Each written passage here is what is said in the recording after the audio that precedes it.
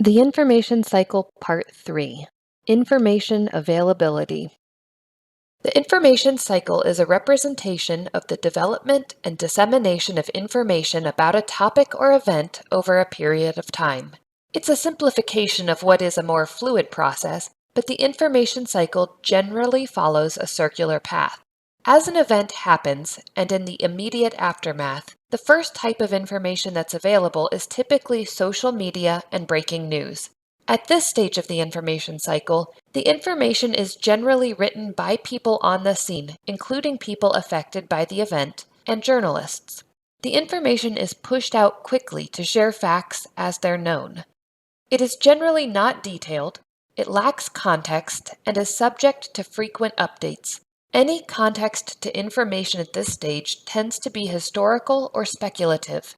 It is intended to break news and create awareness for a general audience. In the day or two after an event, information continues to be shared by TV news and social media, but it also makes its way into print newspapers. In print newspaper articles, reporting may shift from those on the scene to those with some expertise in the topic. Generally, they've had time to do some interviews with officials or experts to provide deeper coverage and more context.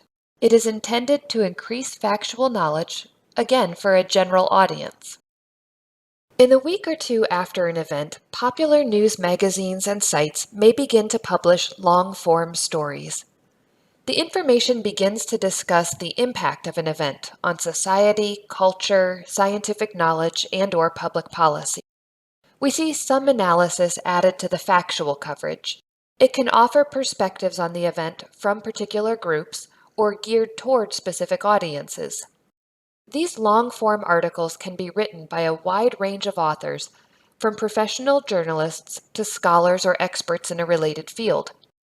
It is intended to provide more detailed explanations and add context to the event. The information is still written for a general audience, but also may include a focus for some specific groups. In the months to years after an event, there is a big shift in the information cycle. Scholarly articles become available. There's a long delay between the availability of articles in popular news magazines and scholarly journals because of both the type of information and the publication process that they follow. Scholarly journal articles typically include detailed analysis, empirical research reports, and expert commentary, often focusing on a narrow aspect of the topic. They are written by scholars, researchers, and professionals, often with PhDs or other terminal degrees, and include extensive information to provide other scholars and researchers a path to replicate their process. These articles go through peer review before publication. Another shift in the information cycle at this point is the intended audience of scholarly articles. They are not written for the general public. They're written by experts for other experts in the field, scholars, researchers, professionals, and university students. That means that they are often written in a highly specialized language and assume that the audience already knows and understands the background information and basics needed to understand the specialized commentary and analysis they provide.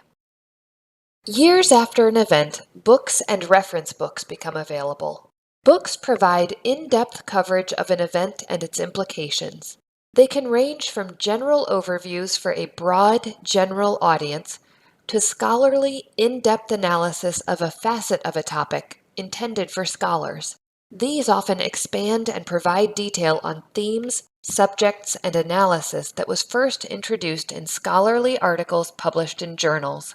Reference books, like subject-specific encyclopedias, are typically written by scholars and experts on a topic, but for a general audience. They provide broad overviews of established knowledge on a topic. Because they're written by experts for a general audience, they use language that doesn't assume any existing knowledge, but begin to explain the terminology that experts in the field use. They are an excellent resource for students who are new to a topic but are interested in reading scholarly material. If you get stuck during your search, don't hesitate to reach out. Visit us at libraries.wright.edu/ask. This video is licensed under an attribution, non-commercial, share-alike, Creative Commons license.